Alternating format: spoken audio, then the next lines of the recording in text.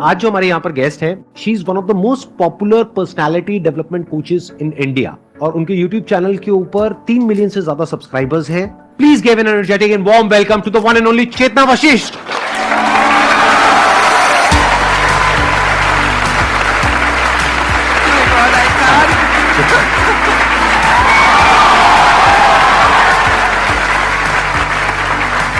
Please.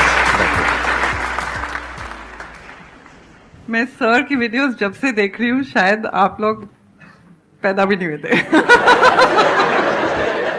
मतलब तब मुझे पता नहीं था कि YouTube क्या है। मैं तब से सर की वीडियोस देख रही हूँ, जब आप स्पिरिचुअल वीडियोस बनाते थे स्पिरिचुअलिटी के अच्छा, इन ऊपर, 2012 तब से मैं आपकी चैनल देख रही हूँ। थोड़ा सा आप अपने बारे में बताएंगे कि आपने कैसे शुरुआत करी, कैसे आप ये YouTube पर आए? काफी घूम फिर के आए, जैसे अक्सर होता है लाइफ में। मैं डॉक्टर बनना चाहती थी, एडमिशन नहीं हुआ। फिर MBA कर लिया, MBA किया, बैंक में काम किया, 10 साल बैंक में काम किया, बट सेटिस्फैक्शन नहीं मिला। पता नहीं, वो पैसे दो पैसे लो, सैलरी अच्छी होती है, कंफर्ट होता है, बट कुछ अंदर से मिसिंग था। तो बहुत मन था कि पढ़ाएं। तो बैंगलोर में थी उस टाइम, और IIM बैंगलोर चली गई, बोला कि मुझे पढ़ाना है। तो दे सेड हमें तो वी नीड विजिटिंग फैकल्टी, तो आप आ जाइए। तो वहां से मेरी जर्नी स्टार्ट हुई। आई स्टार्टेड टीचिंग, काफी MBA इंस्टीट्यूट्स में पढ़ाया, अपनी ट्रेनिंग कंपनी स्टार्ट की, बैंक्स में ट्रेनिंग की। तो ये आप जॉब के साथ साथ कर रहे थे, जॉब छोड़ दिया? जॉब मैंने छोड़ दी। Job This was in which year? ये 2002 में। अच्छा, 2002 में ही छोड़ दी आपने जॉब? अब मेरे से एज मत पूछ लेना। आई एम श्योर जब आपने अपनी जॉब छोड़ी होगी और 2002 में शुरू किया होगा, तो एज अ विजिटिंग फैकल्टी आप जाते तो होगे, लेकिन ज्यादा पैसे नहीं मिलते होंगे आपको। बिल्कुल भी नहीं, बिल्कुल भी नहीं। तो मैं आपको एक इंसिडेंट सुनाती हूँ। मैं जाती थी वहां पे, एक बच्चे ने चीटिंग की एक दिन एक एग्जाम में। तो मैंने उसको बुलाया, मैंने कहा आपने चीटिंग किया, मैं आपको 0 दे रही हूँ। कहता मैडम आप होते कौन हो हमें सिखाने वाले? आपकी सैलरी से ज्यादा तो मेरा महंगा फोन है। तो मुझे कहते हैं आप फेलियर हो।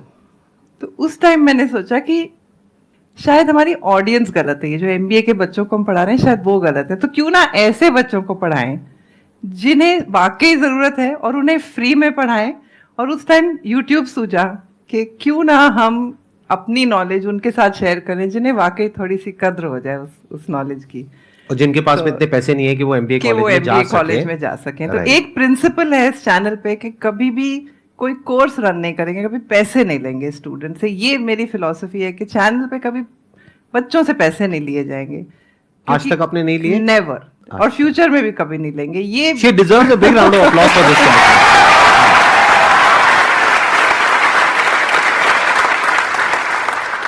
थोड़ा सा बताइए कि अगर ये जो बच्चे हैं, इनको यही क्लियर नहीं है बहुत सारे बच्चों को कि पर्सनालिटी होती क्या है, तो can we start from there कि is it a static thing which can not be changed, और it's like fluid thing which can be changed? मतलब क्या है ये पर्सनालिटी? यहां से हम शुरू करते हैं और फिर आगे देखते हैं कि अगर अपने आप को इंप्रूव करना है तो कैसे किया जा सकता है आपके अकॉर्डिंग।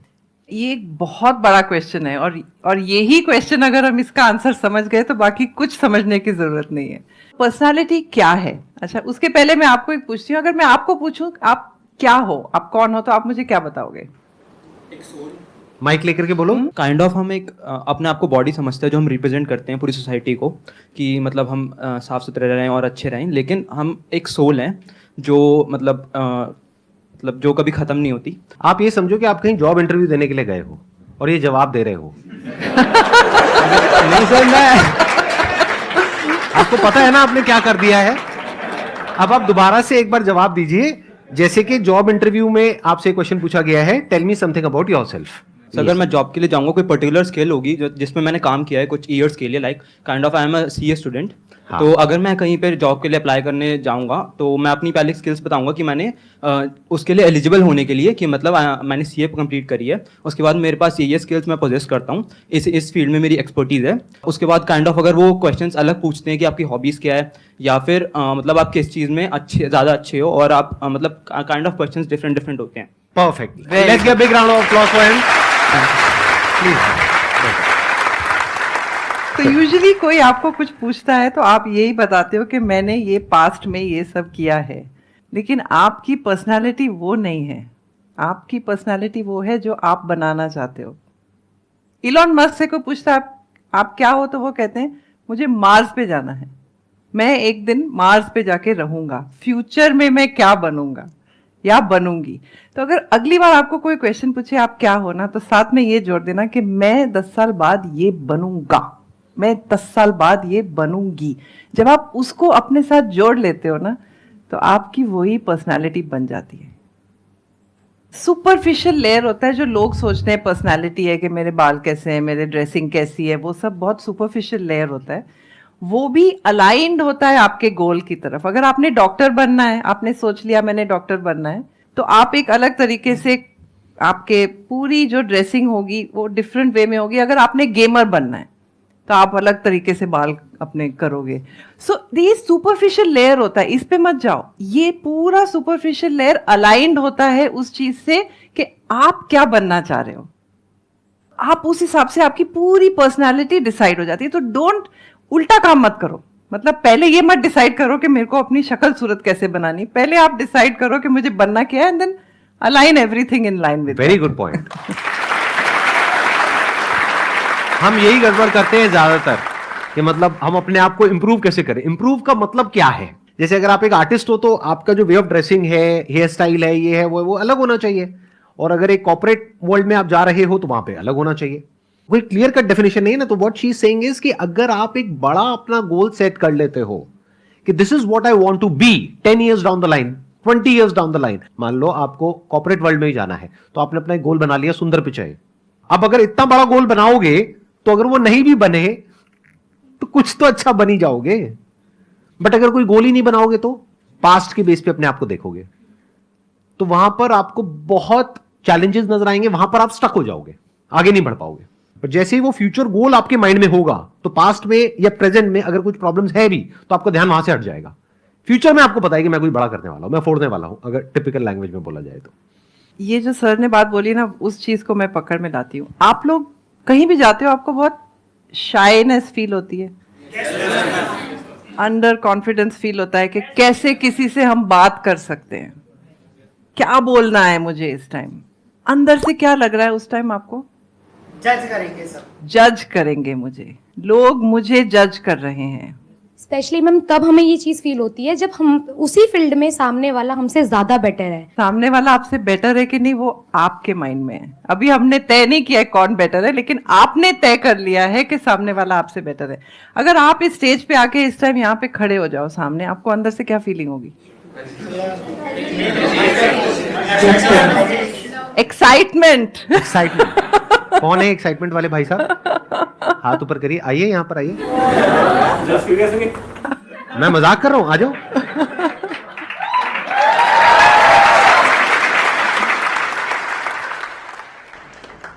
आइए भाई साहब, बैठिए भाई साहब, बैठिए। Yes sir.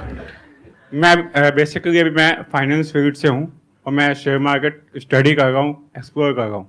But in future मुझे इंडिया का इतना तो शेयर मार्केट में नॉलेज लेना है कि वो किसी के पास ना हो। मैं सर आराम से, कोई नहीं। हाँ, आप बहुत अच्छा बोल रहे हो, आई मस्ट से दैट। हाँ सर, मैंने म्यूचुअल फंड डिस्ट्रीब्यूटर हूँ सर्टिफाइड। तो क्या होता है सर, चार्ज करते हैं जो होते हैं। बट मैं सर जो भी मेरे साथ पूछता है कि वो अगर मुझसे, मेरा क्लाइंट है, वो मुझसे डील करता है नहीं करता, doesn't matter. Let's give a big round of applause for him. अभी इन्होंने जो बोला उसमें एक बहुत इंटरेस्टिंग बात बोली इन्होंने। इनकी जो पर्सनालिटी है ना, उसकी जो डेफिनेशन है वो पास्ट से नहीं आ रही है, हाँ, फ्यूचर से आ रही है। अभी जो बात हम कर रहे थे, तो उसका लाइव एग्जांपल आपने देखा। इसी वजह से जो बाकी लोगों को एंजाइटी हो रही थी, इनको एक्साइटमेंट हो रहा था। क्यों हो रहा था? क्योंकि कॉन्फिडेंस बड़ा कमाल का है। चाहे बोलने में ऐसे एक्स्ट्राऑर्डिनरी नहीं है ये, ऐसा नहीं है कि बहुत फ्लो में बोला, लेकिन जो भी बोला बहुत अच्छा बोला। थोड़ा बहुत नर्वसनेस जो हो रही थी, अब संदीप सर के साथ बैठने का मौका मिल जाए तो किसी को भी नर्वसनेस हो जाए। और आप लोगों ने ध्यान नहीं दिया, मतलब हमारे बीच में जो दूरियां थी ना, वो धीरे धीरे कम होती जा रही थी। फिर हमें एकदम से दोनों को याद आया कि पब्लिक बैठी है।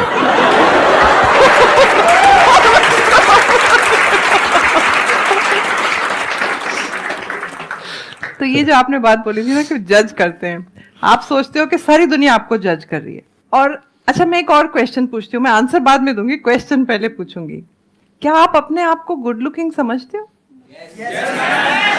Yes, कह ma'am. रहे हैं। अच्छा, जिसने नो कहा है वो क्यों अपने आप को गुड लुकिंग नहीं समझते? क्या रीजन है? मुझे जितनी शक्लें दिख रही हैं यहाँ पे सारी बहुत अच्छी हैं, तो आपको क्या रीजन है कि आपको ऐसा लगता है? मैम डिपेंड ये नहीं करता कि मतलब गुड लुकिंग है नहीं है। जब हमें अपने से सामने वाला लगता है कि हाँ ये हमसे ज़्यादा बेटर लग रहा है, इधर वो उसने कपड़े अच्छे पहने, उसकी पर्सनैलिटी अच्छी है, तो फिर हम अपने आप को जज करते हैं कि हम गुड लुकिंग नहीं है। लेकिन जब हमें कोई लगता है कि हमसे थोड़ा नीचे है, फिर इतना कुछ नहीं है, तो हमें लगता है कि हाँ हम गुड लुकिंग है। तो डिपेंड करता है हमारे पर्सपेक्टिव से कि हम सामने वाले को क्या देख रहे हैं, किस हिसाब से देख रहे हैं। तो मुझे मत देखो ना, अपने आसपास में देखो।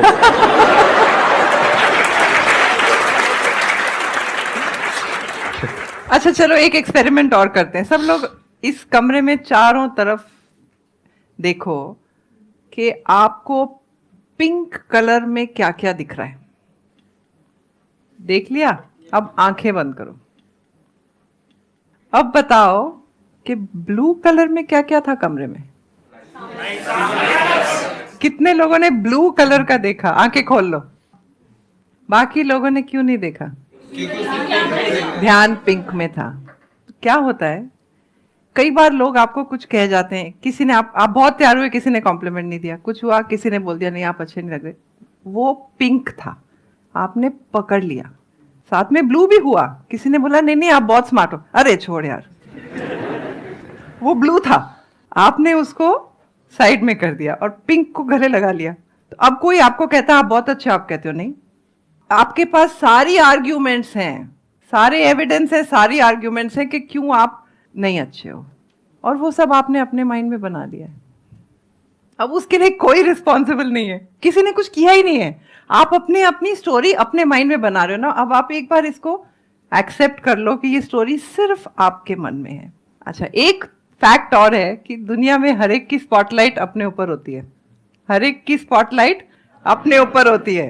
अब आपने स्पॉटलाइट अपने ऊपर डाल दी है और सारे नेगेटिव उसके साथ ले लिए हैं, और आप कहीं जाते हो गैदरिंग में, इंटरव्यू में, मीटिंग में, पार्टी में, आपको क्या लगता है? सारी नेगेटिव मेरी तरफ आ रही है, क्योंकि आपने ही वो स्पॉटलाइट की नेगेटिव एनर्जी अपने ऊपर डाल के रखी हुई है, उसी को लेके चल रहे हो। सामने वाले की स्पॉटलाइट कहाँ है? खुद के ऊपर। खुद के ऊपर। हाँ। आप क्या सोच रहे हो उसकी स्पॉटलाइट कहाँ है? आप सोच रहे हो आपको ध्यान दे रहा है, एक्चुअली उसको अपनी फिक्र है। चलो एक होमवर्क करते हैं, आप घर जाओ, आपका सबसे बड़ा डर क्या है उसको लिखो। सपोज आपका सबसे बड़ा डर है पब्लिक स्पीकिंग, आपका सबसे बड़ा डर हो गया किसी का कि मुझे डांस करना नहीं आता है। एक एक लाइन लिखो, हार्श से हार्श लाइन लिखो। लोग कह रहे हैं एकदम बेवकूफ है, इसका तो दिमाग ही नहीं है, जो भी आपको वर्स से वर्स जजमेंट्स आपको लग रहा है लोग आपको जज कर रहे हैं, सारी लिख दो, ठीक है? अब एक एक को पकड़ो, ये पूरी तरह सच नहीं है, थोड़ा दिमाग है, थोड़ा है। फिर सेकंड पॉइंट पे आओ। मेरा कहने का मतलब है आप हर एक पॉइंट को एक एड्रेस करो और उस पर दो रिएक्शन आएंगे आपके। या तो आप उसको एक्सेप्ट कर लोगे कि ठीक है चलो नहीं आती मुझे फिजिक्स, मान लिया, कोई बात नहीं, मान लिया, चलो मैथ, लेकिन नहीं मैथ्स तो मुझे थोड़ी बहुत आती है, ऐसे मत बोलो कि जीरो है ना। एक कुछ आप एक्सेप्ट कर लोगे, कुछ आप चैलेंज करोगे, दो ही ऑप्शंस हैं। जो चीज जजमेंट आपने चैलेंज कर दी वो वहीं की वहीं खत्म हो गई, और जो आपने एक्सेप्ट कर ली उसकी भी पावर खत्म हो गई। तो आपने जितनी जजमेंट्स लिस्ट करी हैं, आप ऐसे वन बाय वन उनकी पावर खत्म कर दो। अब उस जजमेंट में कोई पावर ही नहीं है, तो आपको कौन जज कर रहा है? कोई भी नहीं जज कर रहा, ठीक है?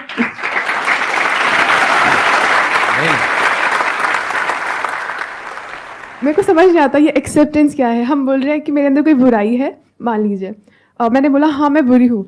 अब ये चीज़ मैं एक्सेप्ट कर रही हूँ, क्या करूँ समझ नहीं आता। फिर से वो चीज़ दूसरी जगह जाएंगे दोबारा से आ जाती है माइंड में, ठीक है, कि मैं ऐसी हूँ ऐसे करके। तो ये एक्सेप्टेंस क्या होता है? एक्सेप्टेंस के दो लेवल होते हैं। पहले तो सबसे हमें क्या करना है, हमें जजमेंट हटानी है पहले। अच्छा, एक कोई भी जजमेंट बताओ मुझे जो आपको लगता है आपको कोई जजमेंट कर रहा है, कोई भी एक जजमेंट बताओ। लोग कहते हैं मैं बहुत इमोशनल हूँ। आपको बुरा लगता है जब लोग ये कहते हैं? थोड़ा सा हाँ, बुरा लगता है, हल्का सा। बट ये तो बहुत अच्छी क्वालिटी है, इसका मतलब आप एक अच्छे इंसान हो। मैंने उस वे में कभी सोचा नहीं इस चीज़ को। सो ये होता है एक्सेप्टेंस कि हाँ मैं इमोशनल हूँ, लेकिन ये मेरी वीकनेस नहीं है, मैं इसी चीज को अपनी स्ट्रेंथ बनाऊंगी। ये बहुत अच्छी हर एक क्वालिटी के दो रूप होते हैं। ऑफ कोर्स कुछ क्वालिटीज ऐसी होती हैं जिनका सिर्फ एक ही रूप होता है, लेकिन काफी सारी क्वालिटीज आप उसको पॉजिटिव वे में भी कन्वर्ट कर सकते हो। इमोशनल को आप दुनिया को रीच, जब आप इस स्टेज पे अगर इमोशनल नहीं होगे तो आपका कनेक्शन नहीं बनेगा किसी के साथ। तो इमोशनल बहुत अच्छी क्वालिटी है, और उसको अपनी वीकनेस बना ली कि रोते जा रहे तो वो वीकनेस हो गई। तो उसको एक्सेप्ट करना कि यस मैं इमोशनल हूँ, उससे क्या होगा, एक तो आप मुझे जज मत कीजिए मैं इमोशनल हूँ, मैं इमोशनल हूँ, मैं जानती हूँ। सो जजमेंट खत्म हो गई। अब उसके बाद मैंने उसको अपनी पॉजिटिव क्वालिटी बना लिया कि इस इमोशन को रखते हुए मैं क्या बन सकती हूँ जो कोई और नहीं बन सकता, क्योंकि मेरे जितना इमोशनल कोई है ही नहीं।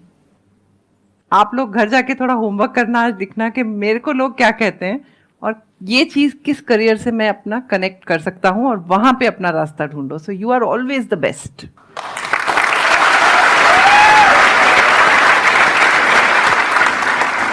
Thank you so much for coming.